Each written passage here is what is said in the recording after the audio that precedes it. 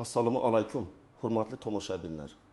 Bugungi ma'lumot juda muhim, chunki u faqat pensionerlarga emas, ishlayotgan fuqarolarga, pensiyaga chiqishga yaqin qolganlarga, ish staji yig'ayotganlarga, ish haqi konvertda berilayotganlarga va oilasida pensioneri bor har bir insonning cho'ntagiga bevosita ta'sir qiladi. 1 avgustdan pensiyalar yana oshishi. Ayniqsa ishlovchilar uchun ikkinchi bosqich masalasi ko'pchilikda savol tug'dirmoqda. Kimga qancha qo'shiladi? Ishlayotgan pensionerlar nimadan yutadi? Kimlar hujjat tayyorlash kerak? Kimlar esa shoshilmasligi mumkin? Men bugun sizga bu masalani oddiy tilda raqamlar bilan hayotiy misollar orqali tushuntirib beraman. Videoni oxirigacha ko'ring, chunki eng ko'p xato qilinadigan joylar aynan hujjat, staj, ish haqi va qayta hisoblash masalasida bo'ladi. Hozirning o'zida kanalga obuna bo'ling, videoga like bosing, chunki bunday yangiliklarni vaqtida bilgan odam pulidan, huquqidan va imkoniyatidan ayrilmaydi. Avvalo vaziyatni tartib bilan tushunib olaylik. Pensiya deganda ko'pchilik faqat davlat oyma-oy beradigan pulni tushunadi. Lekin aslida pensiya miqdori bir nechta asosiy omillarga bog'liq. Fuqaroning ish staji, rasmiy ish haqi, to'langan soliqlar va ijtimoiy to'lovlar, pensiya tayinlangan vaqtdagi hisob-kitob tartibi, shuningdek keyingi indeksatsiyalar, ya'ni oshirishlar. Oldin ko'p odamlar shunday muammoga duch kelgan. Inson pensiyaga chiqqan. Keyin ham ishlashda davom etgan, lekin o'sha ishlagan yillari pensiyasiga yetarlicha ta'sir qilmagan yoki odamlar buni qanday qayta hisoblatishni bilmagan. Ba'zi joylarda fuqaro rasmiy ishlagan bo'lsa ham ma'lumotlar elektron bazaga to'liq tushmagan. Natijada odam 2 yil, 3 yil, hatto 5 yil ishlagan, lekin pensiyasida sezilarli o'zgarish bo'lmagan. Boshqa bir holatda esa ish beruvchi maoshni qog'ozda kam ko'rsatgan. Masalan, odam qo'liga 4 million so'm olgan, lekin rasmiy maoshi 22 million deb ko'rsatilgan. Keyin pensiya hisoblanganda aynan rasmiy raqam inobatga olingan. Shuning uchun bugungi o'zgarishlar va avgustdan keyingi jarayonlar har birimiz uchun dolzarb. Endi nima o'zgaryapti? Asosiy mazmun shuki, pensiyalarni oshirish va ishlayotgan fuqarolar uchun keyingi bosqichdagi tartiblar orqali odamlarning rasmiy mehnati, rasmiy daromadi va ijtimoiy himoyasi ko'proq ahamiyat kasb etadi. Ya'ni davlat pensiya tizimini bosqichma-bosqich shunday yo'lga qo'ymoqdaki, ishlagan, soliq to'lagan, staj yig'gan fuqaro ertaga o'z mehnatining natijasini ko'rishi kerak. Bu yerda eng muhim gap, pensiya oshishi hamma uchun bir xil miqdorda bo'lmasligi mumkin. Kimning pensiyasi bazaviy miqdorga bog'liq, kimniki staj va o'rtacha ish haqiga bog'liq, kimniki qo'shimcha ustama yoki nafaqalar bilan bog'liq.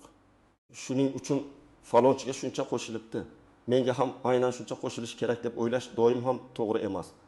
Birinchi navbatda pensiya oshirilganda odatda bir nechta toifadagi odamlar ta'sirini ko'radi.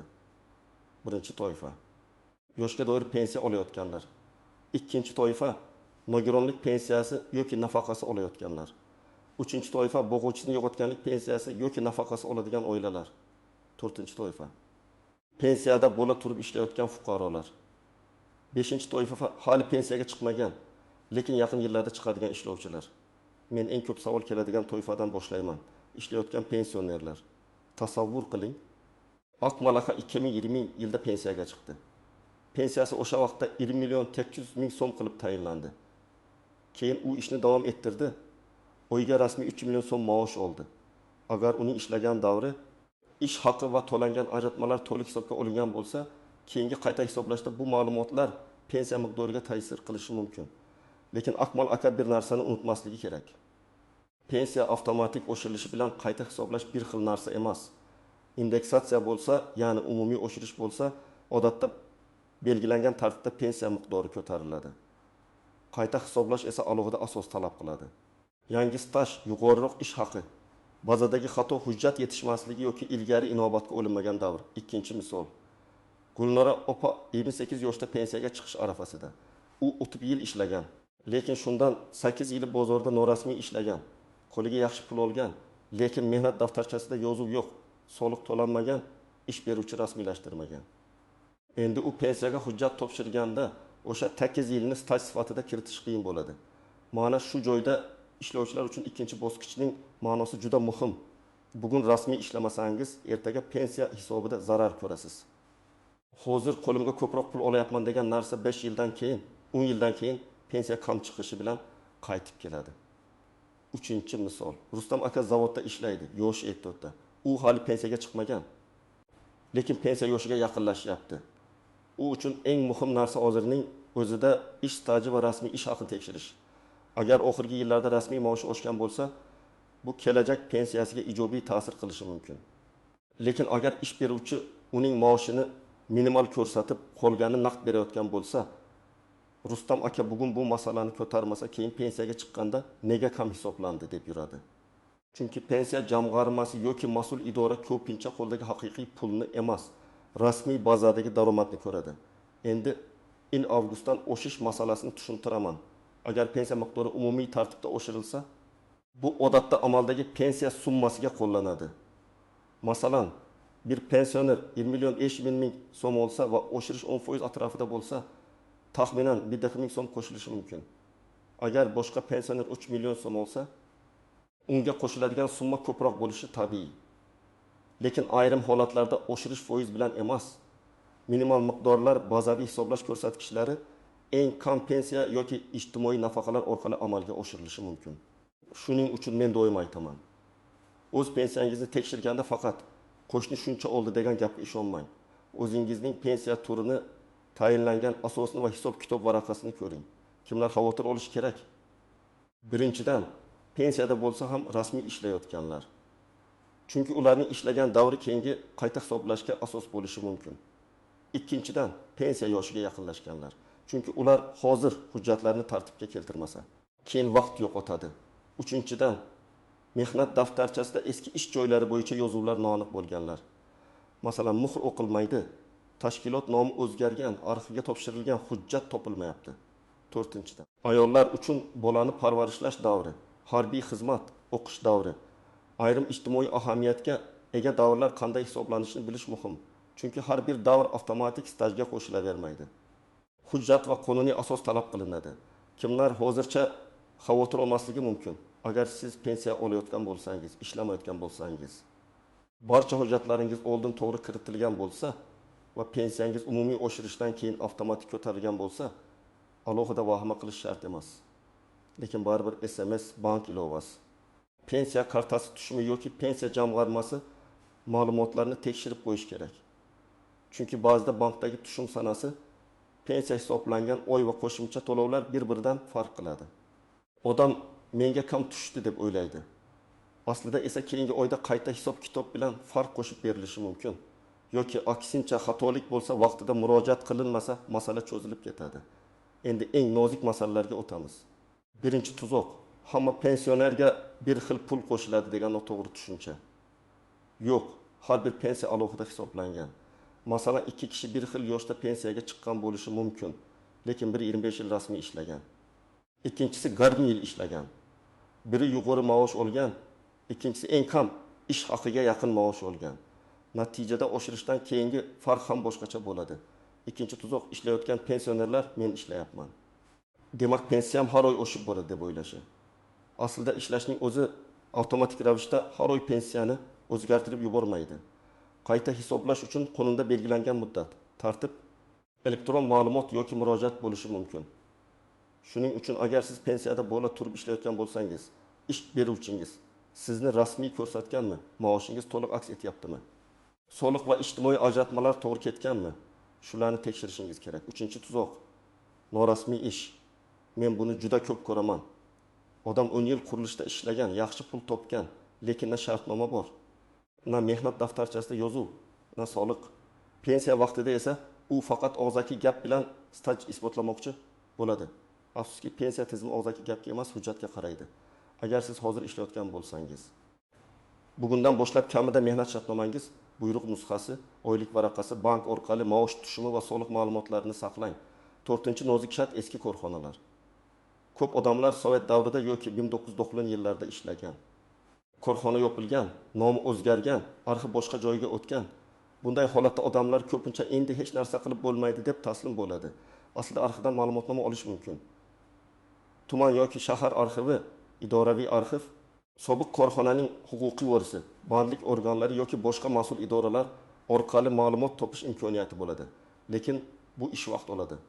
Shuning uchun pensiya yoshiga 6 oy qolganda emas, Kamida 1 yil oldin hujjatlarni yig'ishni boshlash kerak. 5-jihat ayollar uchun staj masalasi. Masalan, ayol kishi farzand tarbiyasi bilan bir necha yil uyda bo'lgan bo'lishi mumkin. Bu davrning qaysi qismi qanday tartibda inobatga olinishi, qancha bolaga nisbatan qo'llanishi hujjat sifatida tug'ilganlik guvohnomasi kerakmi? Nikoh guvohnomasi kerakmi? Bularni oldindan aniqlashtirish lozim.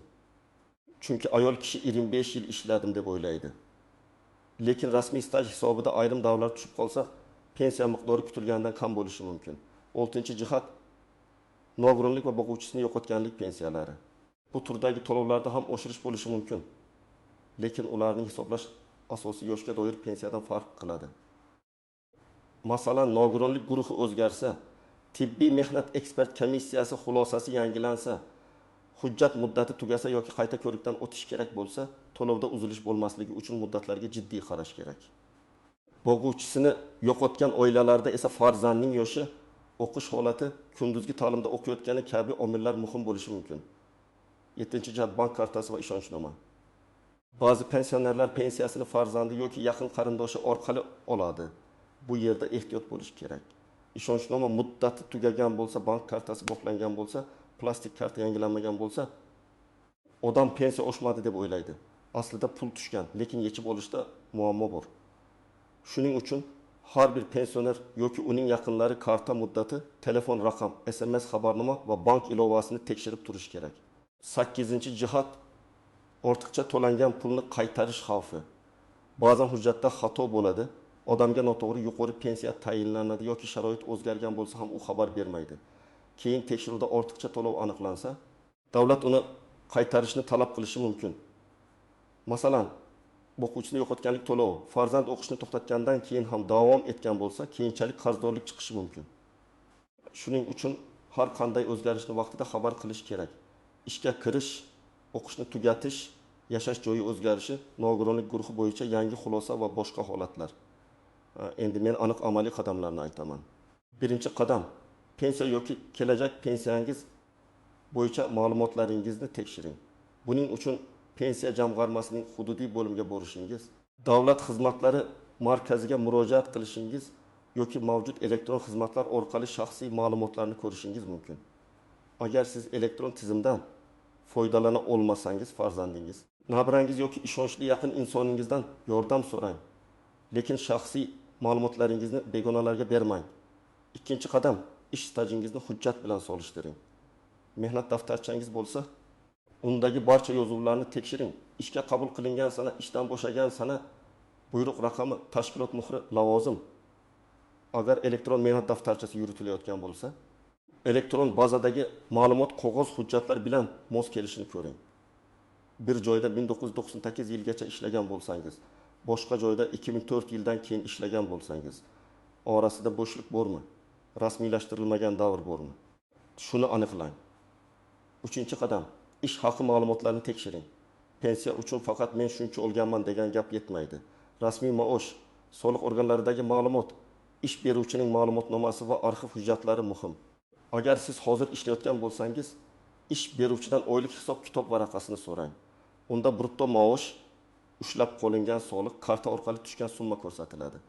Agar qog'ozda maosh juda kam, qo'lda esa ko'p berilayotgan bo'lsa, bu sizning kelajak pensiyangizga zarar.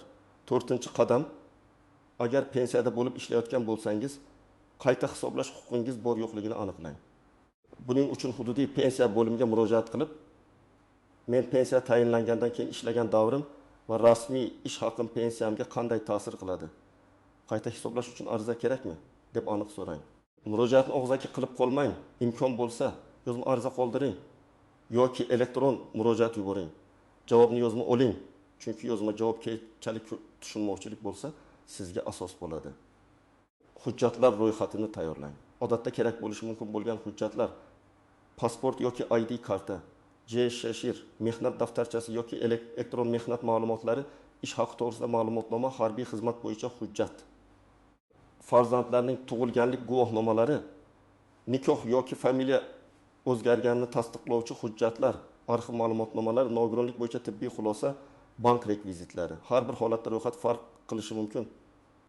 Shuning uchun borishdan oldin telefon orqali yoki rasmiy manbadan anglashtirib oling. 6 qadam, arxiv masalasini kechiktirmang. Agar eski ish joyingiz yopilgan bo'lsa, tuman arxivga so'rov yuboring. So'rovda to'liq ism sharifingiz, tug'ilgan yilingiz, ishlagan tashkilot nomi, tashkilot nomi, taxminiy ishlagan yillar, lavozim, bo'lim yoki sex nomi, agar bilsangiz buyruq sanalari ko'rsatiladi. Qanchalik aniq yozsangiz, arxiv xodimlari hujjatni shunchalik tez topadi. Agar familiyangiz o'zgargan bo'lsa, eski familiyani ham yozing. 7-qadam, pensiya oshgandan keyin tushumni tekshiring. Avgustdan keyingi birinchi to'lovda bank kartangizga qancha tushganini yozib qo'ying. Oldingi oy bilan solishtiring.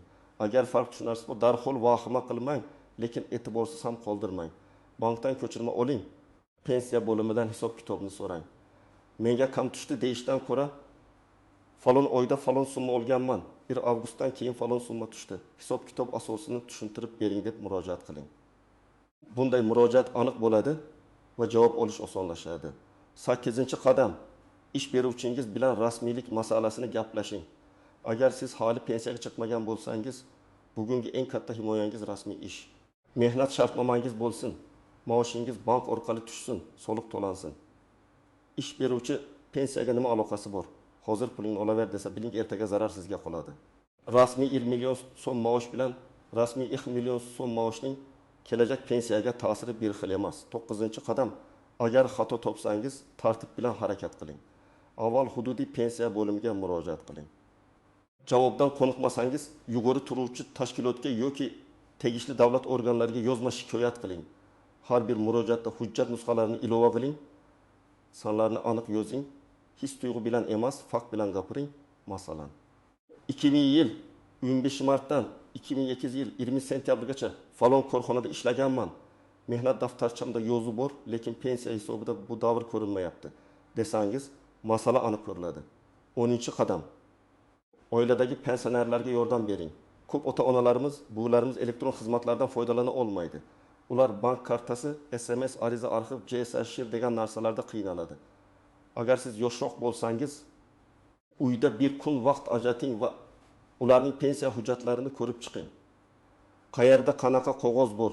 Karta muddati qachon tugaydi? Pensiya qancha tushyapti? Oxirgi oshirishdan keyin farq bormi? Shularni tartibga soling. Bu oddiy yordam emas. Bu ularning oylik daromadini himoya qilishdir. Yana bir muhim maslahat, ijtimoiy tarmoqlardagi har bir xabarga ishonmang. Hamma pensionerga 500 mingdan tarqatilar ekan, ariza bermaganlarga o'shmaydi ekan.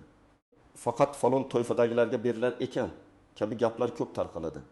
Men tavsiya qilaman, rasmiy qaror, rasmiy bayonot, pensiya jamg'armasi ma'lumoti yoki davlat xizmatlari orqali tasdiqlangan axborotga suyaning. Agar ma'lumotning manbasi yo'q bo'lsa, uni qarindoshlarga tarqatmang. Chunki noto'g'ri xabar odamlarni ovora qiladi, navbatlarni ko'paytiradi, asabni buzadi. Xulosa shuki, 1-avgustdan pensiya oshishi masalasi oddiy pul qo'shildi degan gapdan ancha kengroq. Bu yerda eng muhim narsa pensiyangiz turi, stajingiz, rasmiy ish haqingiz.